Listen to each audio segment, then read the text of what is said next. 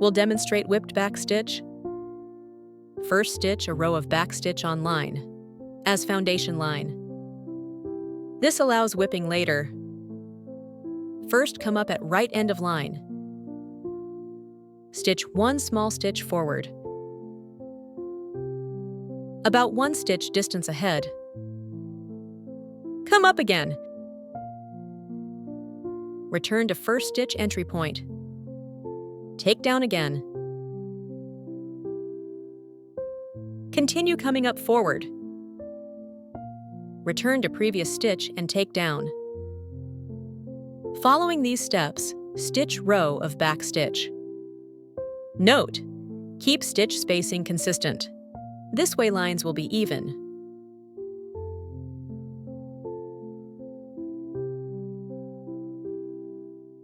Return and take down.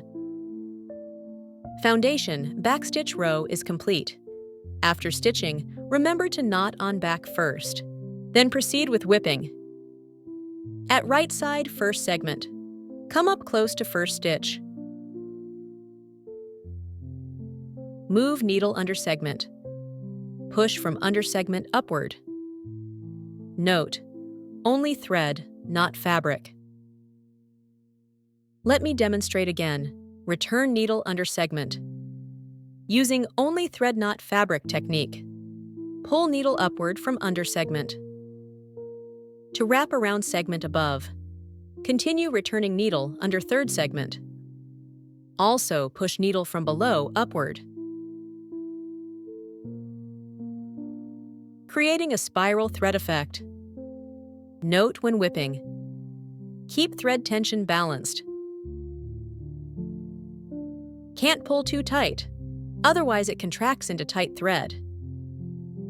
That won't look good. Also can't be too loose, otherwise won't form this spiral thread line.